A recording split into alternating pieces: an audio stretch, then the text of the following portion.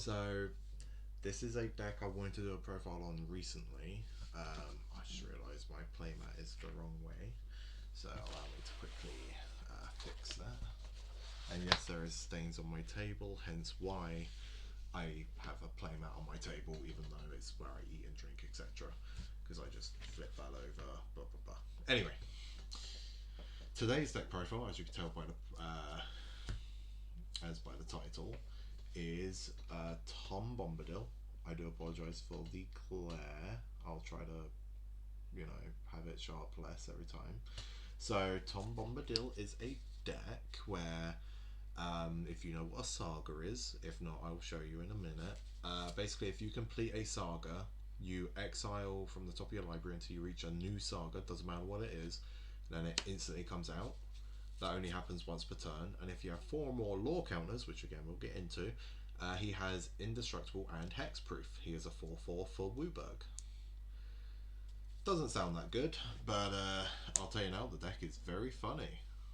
So the first thing we'll jump into is the sagas themselves. So let me get one that isn't a foil to show off what sagas are.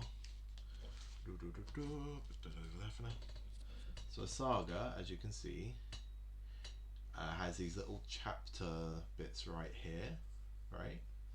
So each chapter will have an ability, and then so you'll get the first ability when you first cast a saga, and then every time you go through your draw step, so at the beginning of your main phase, you will go to your next one, and then to your next one. Now on the last one, it should sacrifice itself, but for this one specifically, the Kami War, it actually has an ability at the bottom that says to exile it and then return it transformed, which means to basically go, oh, this is a card. Anyway, I'm just gonna flip it in a sleeve, and now it's this card. Yeah. So the first saga is one that basically never dies in a sense. I mean, it kind of does, but kind of doesn't. But because Tom Bombadil doesn't say when a saga leaves the battlefield, it says when it finishes resolving its final chapter. It will see this transform itself, and it'll go, okay, it still resolved its final chapter, so let's go digging.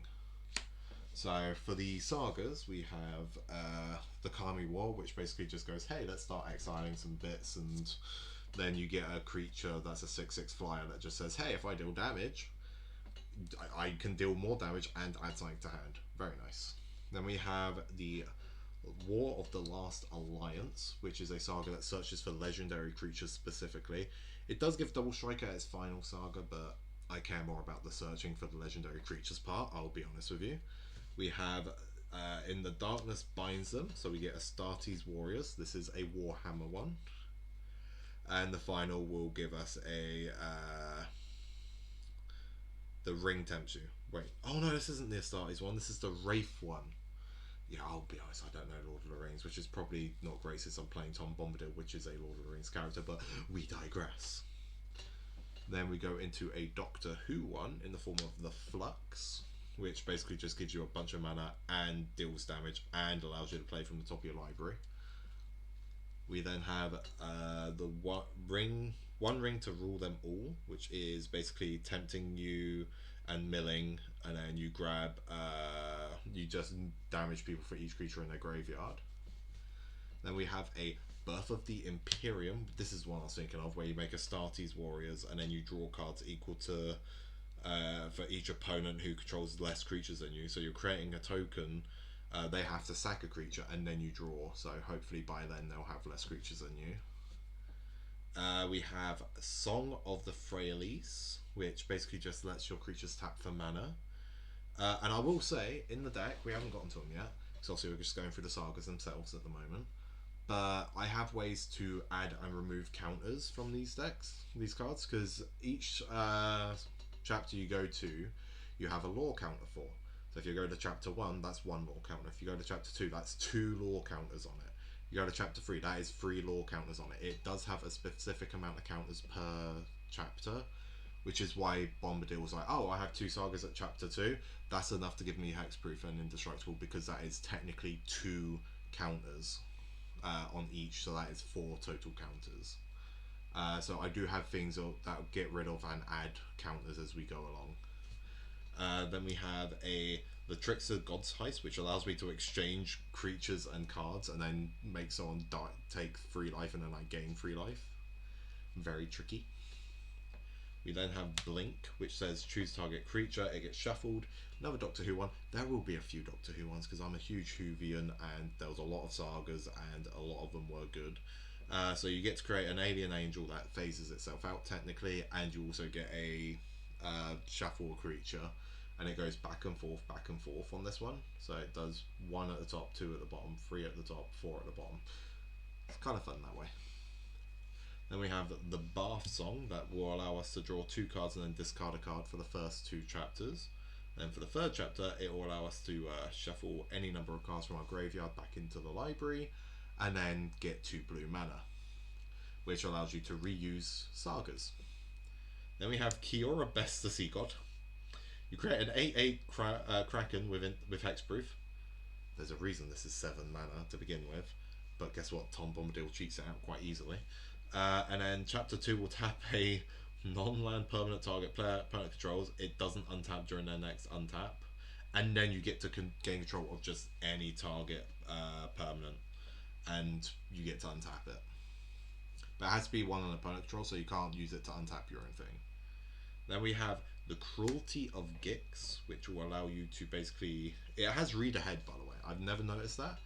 Read Ahead is an ability that basically says, instead of starting on Chapter 1 every time, you can go, right, I actually want to start on Chapter 2 or Chapter 3. You don't get these 2 chapters if you start on Chapter 3, but then it will go straight to its finale and immediately resolve.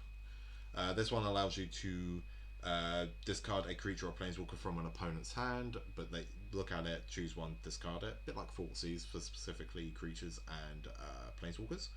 The second ability is I lose 3 life and I get any card from my library to my hand. And the last one is creature from my graveyard gets put back onto the battlefield. I'll be honest, if I ever cast this is the one that I normally add and remove counters from, because it is just every turn for 3 life I search any card in my library. It is insane. Then we have the Parting of Ways, which allows you to exile the top 5 from your library, put time counters on them equal to the amount of equal to its converted mana cost, and then each one of them will gain Suspend. So if you get a land, that will get Suspend. It hits 0 and you just go, oh, bam, comes straight out. Yeah, kind of insane. Then we have the Eldest Reborn, which is each opponent will sack a creature. Then the second one says each opponent discards a card, and then the third one is I get to grab any creature or planeswalker from a graveyard and just put it onto my field. Then we have the Binding of the Old Gods that just destroys, searches for a forest, and then gives Death Touch. We have Death in Heaven, which will mill a player for 2 cards, exile their entire library twice, and then on the 3rd time it'll go, right, every creature that was exiled with my ability, I make a Cyberman. So I put them face down on my board as a Cyberman, which is a 2/2 artifact, and if they die, then obviously they'll go back to your grave. Heaven's Sent, which is, hey, I'm just going to get 2 clues, and on the 3rd one, I'll deal 1 damage to everybody. If anybody at the table has 0 life at this point, I will actually draw 7 cards. And also, if nobody has 0 life, this will just exile itself, and I can just recast it. Very nice. Then we have There and Back Again, which will give me creature can't block, oh well. Get a mountain, oh well. But then the final one, the final ability is, oh, just get a 6/6 flyer that when it dies you get 14 treasure. Yeah, this is an instant ad. Then we have Scroll of Isildur, which allows you to gain any artifact while you control it for the first one. Then tap up to 2 target creatures and opponent and put stun counters on them for the second one. And the third one is to draw a card for each tapped creature every opponent controls. So if you have an opponent that's swinging out every turn and you go straight to the finale, you go, oh, well, I'm just going to draw like 10. Mending of Dominaria, so you mill 2, and then you get to get a creature from it back to your hand. Well, just from your graveyard in general, back to your hand. And on the third one, you just go return all lands from the graveyard back to the battlefield and shuffle your entire library back into your deck. Your entire graveyard back into your library. So basically just get back every saga that you've used. We then have City of Death, which will create a treasure on its first one, and then for the second, third, fourth, fifth, and sixth one after that, you get a token that is a copy of a non-saga token. So it could be another treasure because you created a treasure with the first one, or if you're creating treasures of tokens of creatures and that, you can copy them too. Uh, or making creature tokens, which again, the one that creates a 14 creates a 6/6 that if it dies you get a 14 treasures. You can make copies of that with this. Then we have Vault 112, the only vault, by the way. Like the vaults, I thought there would be a few more I'd want, and there was one I was thinking of playing, which was the politic one, but I ended up not going for it. But this one just says tap a creature, put a stun counter on it, get 2 energy for the first 2, and then for the third one, you can pay at least 1 energy. Well, you can pay any amount of energy, and for each energy you pay, you can exile a card from the top of your library, and then you get to cast one for free, if I remember correctly. Yeah. So you could, you're getting what, 4 energy immediately just without any shenanigans. So you can get 4, like the top 4 of your library, no matter what, pretty much, and get any one of those for free. Also, I don't know what is going on with this sleeve. It has something in it, and I don't like it, so I'm just gonna quickly. I think I've got most of it, if not all of it. Ooh, bear in mind, I have been playtesting this deck, and like I printed out playtest versions of these cards, and slowly got the real versions. And today the last real version card showed up, so I thought I'd do a deck profile of it because it is actually very fun to play. So yeah, so this next one is the Horus Heresy, which allows you to gain a creature for as long as you control this, and then draw a card for each creature that you control that don't own, which on a table of 4 could be about 3 of them. And then the final one says, starting with you, each player chooses a creature on the field, destroy each creature chosen this way. I'll be honest, I don't like resolving the last bit normally, but the first 2 bits I like, so I normally again use any counter removal or adding and do it that way. Then we have Ballad of the Black Flag, a Assassin's Creed card, and it says mill 3 cards, and then you may add a historic card from among them to your hand. Sagas are historic. That's the first 3, and then the final one says historic spells you cast this turn cost 2 less, which again sagas are. And for the final saga, we have Shieldred. So you obviously cannot get her off of Tom Bombadil, but obviously as soon as she enters, she sacks a creature, makes everyone sack a creature, and then you pay mana to instantly flip her to her saga side. And the saga has some really good abilities, like it just lets you go, hey, for the first one, for each opponent destroy 1 type creature or planeswalker, and then second one, for each opponent discard 3, they discard 3 cards and then mill 3 cards. And then the final one, put all creature cards from all graveyards onto the battlefield under my control, and then I exile it and transform it again back to Shieldred. So it's not a saga instantly, but I will tell you now, this is probably the strongest saga in the entire deck. And that is it for sagas. These are the only sagas in the entire deck. I know it probably seems like a bit of a low count due to obviously the deck revolving around them, but you will normally see a few in your hand, and then because of Tom Bombadil, you will get more off of the ones that you did get, and it does eventually play out, which is quite nice. So I'll put that over there. Next, we'll go into the we're talking about doing counter stuff. Let's talk about the ways we can deal with the lore counters. For example, we have Barbara Wright. She gives every single saga read ahead. So when I explained it earlier, read ahead is if you have a saga, you can choose which chapter to start on. Every saga has that now with her out. She is the first legendary I search off of that legendary saga. She is insane in this deck. So, oh, I have a saga that has a really good finishing effect and that will trigger Tom Bombadil. Yeah, I can just immediately do that. It is insane in this deck. And weirdly, like I've seen quite a few builds of this, but not every build has this. I understand some people probably didn't update after Doctor Who, but this is like mandatory, I would assume. Then we have Hex Parasite that allows me to pay 2 life or a black mana and X, where X can be whatever.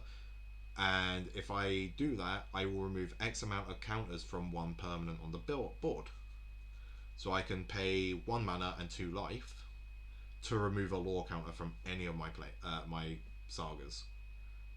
So it really helps. Like, and this is not once per turn because you do not have to tap it. It's really good. Also means as soon as you bring it out for 1 mana, you can just start doing it straight away. Next we have our only other, off the top of my head, Assassin's Creed card, which is the Sigurd Jarl of Ravensthorpe. It's a Vigilance, Trample, Life Linking 3/3 that has Boast 1, so it has to deal combat damage, I'm pretty sure. Oh no, if it attacks this turn. So even if it doesn't deal combat damage, then somehow I take it out of combat, or someone blocks and blah blah blah. I can pay 1 mana, put a lore counter on target saga I control, or remove one from it. So I could just, again, like it's just a way of going, I want an extra counter on this one, or actually I don't want a counter on this one. Then we have Goldberry, a River Daughter. Goldberry being Tom Bombadil's wife. The only reason I know that is because someone told me that when I was playing, and it was kind of funny. But she has the ability of moving a counter of each kind from the board and putting it on her. And then I can tap her for another ability, which is to put a counter from her onto a permanent I control. So I can move lore counters from the thing that I want to keep low and add lore counters to the thing that I want to finish already. Then we have a Scholar of New Horizons. This is a guy who basically says, hey, as long as I can tap this, I can always remove a lore counter with basically no cost. Because he removes a counter from something, he doesn't care what the counter is or where it's from, and he will search for a planes. Obviously this is Wooburg, so I am playing planes to search for. But a fun thing with Magic is you can fail to find. So you can keep doing this even if you have 0 planes in your entire library. Very good. It's basically constantly like removing counters if you want. Then we have the most obvious thing, since we're talking about counters here. We have clock spinning. Yeah, like buyback free. You get to add or remove a counter from everything on the board. And buyback, obviously, you're allowed to adds it back to hand, so it's just a consistent use of it. Of course, you have to play clock spinning in this deck. Next is a Power Conduit. It taps to remove a counter from anywhere to put a 1/1 on a creature or a charge counter on a permanent. A fun way of turning lore counters you don't want into power or into somewhat usability. Kind of nice. Yeah. And these are all of the like counter like shenanigan cards I have. Next we have the enchantment shenanigans. We have I'm going to have to grab a bunch of cards from this pile here. Where does this thing end? It ends there. There we go. So we have obviously Sithis Harvest Hand. We draw a card to gain a life anytime we cast an enchantment. Makes sense, it's 90% of the deck is enchantments. We have Dance of the Manse, which allows us to return up to X target artifacts and or non-aura enchantment cards, each with mana value X or less. So say I pay X is 5, I can grab up to 5 enchantments or artifacts that are 5 or less and just immediately put them back onto the battlefield. And if X is 6 or more, they also become 4/4 creatures in addition. Then we have Calyx, a planeswalker that allows you to search for enchantments off the +1. You can exile a creature or enchantment under another enchantment, basically until that enchantment leaves. And then -7, if you somehow get to it, just revives every enchantment in your graveyard. I don't think I have to tell you why that's good. To the point that we're also playing the Suspend 2 version of his finale. 2 mana, Suspend 2, you instantly, again, does his -7. Yeah, you're going to be playing that. Next we have Yenna, which allows me to pay 2, tap it, to grab any enchantment on my field, that doesn't have the same name as another permanent I control, create a token of it. So I can just go, right, I really like my City of Death. I want to make more token copies of things. I'm just going to make another copy of it.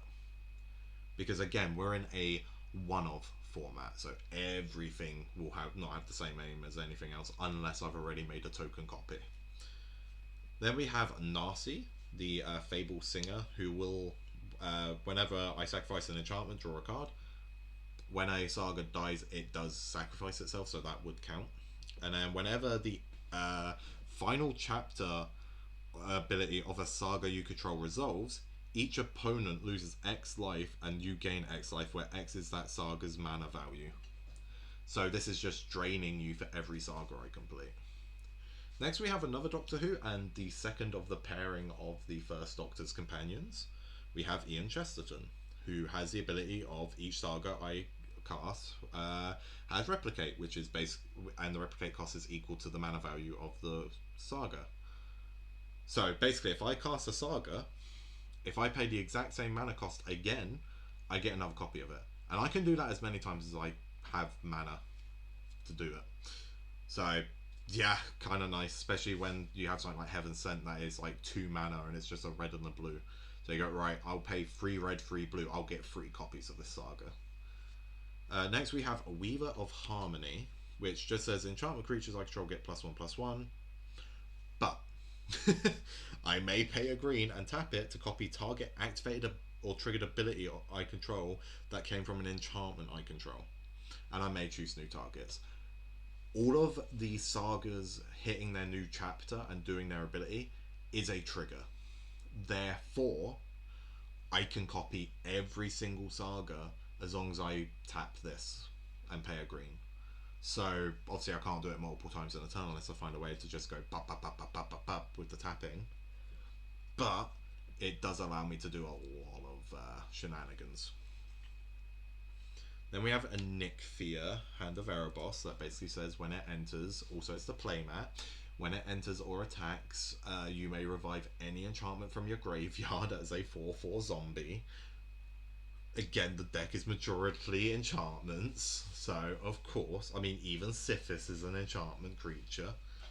Then we have the Sixth Doctor, a card that is incredibly underplayed in Tom Bombadil decks. Basically just says, hey, anytime you cast any historic spell for the first time that turn while he's been out, you just get a copy of it. And if it's legendary, it's non-legendary, because obviously a legendary creature is, well, legendary, but it's also a historic. So I just go, right, cast him, cast Sithis. I now have 2 Sithises. I will then, on my next turn, cast There and Back again. I will now get 2 There and Back again and draw 2 cards and gain 2 life. It's insanity. Next we have Mesa Enchantress, which is basically Sithis but without the life gain. Whenever you cast an enchantment, draw a card. We then have Historian's Boon, that basically says whenever this enters or any other token enchantment enters, I get to create a 1/1 white soldier, and if I finish a saga, I will get a 4/4 flying angel with vigilance. Very good. And then we have Sigil of the Empty Throne, which says whenever you cast an enchantment, you just get a 4/4 white angel with flying. Like, just any time you cast an enchantment, which is 90% of the deck. Very good. Then the final enchantment lover we have is, again, this guy. So basically you pay his mana cost and tap him, and you can sacrifice any enchantment on the field and bring back any other enchantments in your graveyard, including the one you sacked, by the way. So you could just go, right, I'm going to remove, let's say I've drawn way too many cards as it is. I, for some reason, don't want to have Sithis anymore. I can sack Sithis and just get a saga from my graveyard. Very, very good. I'm actually going to put Sithis at the top because I'm doing mild representations here. Then we will go into the 2 cards that I couldn't find a category for because they both do wildly, like, on their own things. First we have Brago, which will when it attacks, I can remove from play any amount of permanents I control and then immediately bring them back, which is called blinking. If you do that with a Saga, they all reset and all redo their abilities again. Also, my commander is once per turn, but if I blink him, like the commander, he triggers again. So I can go, right, I've done my one Saga, like, finish a turn. I'm going to blink all of my board and Tom. And then because I have Barbara out, that will blink, like, read ahead one of my Sagas. I can finish this Saga that I don't want anymore, and I get the Tom Bombadil again. Very good. And then another one is Wheel of Sun and Moon. A lot of opponents don't know what this is. So it basically says enchant player. If that player would put any cards to their graveyard, no matter where it's from, it will go to the bottom of their library instead. Now, 99% of the time, I target myself with this because I go, right, that allows me to keep reusing Sagas. It's very good. But I have used it against a graveyard deck once, and they really hated me for it. So, you know, remember you have really weird things you can do with cards. Then we go into the one bit of removal. I know I should be running more, but it's just a Swords to Plowshares. Like, probably should be running more, but yeah. Next we go into the ramp. So we have obviously the Soul Ring, the Arcane Signet, and a Chromatic Lantern. It is Wooburg after all. And because it's Wooburg, we do have the Timeless Lotus as well. Then we go into the creature ramp here, which will be the Ornithopter of Paradise, the Sanctum Weaver, because we have a load of enchantments, a Paradise Druid. And then when we go into the sorceries, we have Nature's Law, Kadama's Reach, Farseek. And then we have two enchantments. We have Abundant Growth. And then, in my opinion, it's ramp. We have the Leyline of the Guild Pact, because, again, it's Wooburg. Why wouldn't you? And Leyline of the Guild Pact just says, hey, it's in your opening hand for the game. It's now on the battlefield. Also, all of your lands tap for all colours. And all of your spells are all colours. You don't care about that last bit, but you care about it basically being a Chromatic Lantern that you don't have to pay for if it's in your beginning hand. Then we go into the lands. So we're going to go one by one for a little bit here. We have Heliod of, Hall of Heliod's Generosity. It is a colourless tapper, but it also has, if you pay 1 and a white, you can put any enchantment from your graveyard back to the top of your library.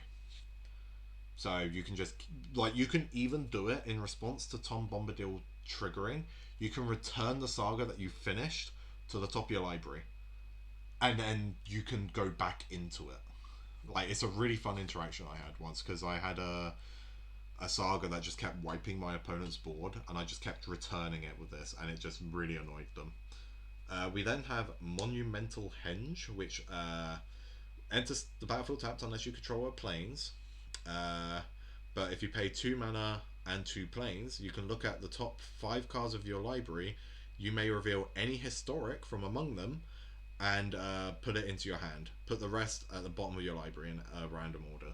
So you can go, right, I'm going to pay 4 mana. I'm going to see what historics I can get. Can I get a legendary creature that I wouldn't get off of Tom Bombadil? Can I get a Saga that I can cast this turn so I can get more counters? Can I get, one of my combo pieces like Sithis that allows me to just draw and gain a bunch of life?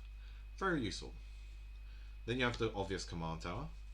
But then we also have the World Tree, because obviously we won the Chromatic Lantern ability, and a lot of these lands do not have the same name. So, and even then, they don't have to not have the same name. It also has the Sacrifice to Search for Gods. We're not playing any gods, we're literally just using it for the mana fixing.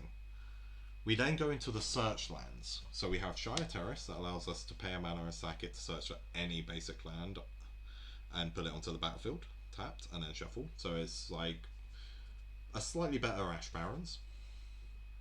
Then we go into the Mountain Valley, that will search for either a forest or a mountain and immediately put it onto the battlefield, and then you can shuffle.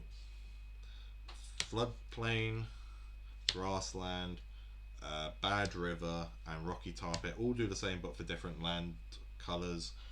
They all come in tapped, but they will do that. And then the final search land is a Crozen Verge, because Crozen Verge will search you for a forest or a plains, Forest and the Plains, but I would class it as less of a search land and more of a ramp, if that makes sense. Then we go into the tap lands of Sacred Peaks, Tangled Islet, and a Haunted Mire. They are the 3 tap lands. We then have a if you control a specific land type, you can have these lands are untapped in Sulphur Falls, Sunpetal Grove, and Hinterland Harbour. Then we have the they will enter untapped if you control 2 or more basics in the form of Canopy Vista, Sunken Hollow, Cinderglade, Prairie Stream, and a Smouldering Marsh. Then we have the one that will enter untapped if you reveal the correct num type, which is literally just the Fortified Village.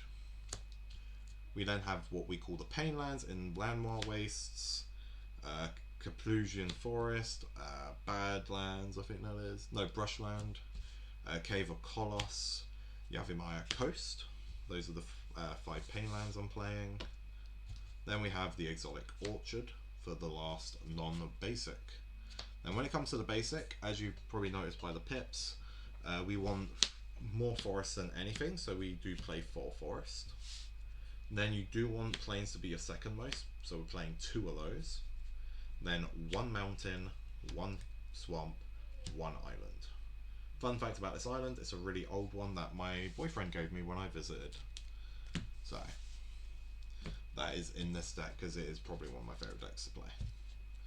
So that is the deck. I hope I explained everything as well as I could. It is a very fun deck to play. I would argue it's probably one of my most fun decks to play, and it is quite low power. Like, it can pop off, but it's very slow. So you can play it at like mid-range tables and be like, right, my opponents are playing like slightly upgraded precons, and they're also playing like decks that do things fast but not powerful things. That's fine. I can play this still because I'm not dying instantly. I can still do things later. So it can play with the big boys, but it prefers to play with like the sort of middle table where people are doing more fun things, because this is a fun thing deck. So I hope you guys enjoyed. I will see you in the next one. Ta-ta.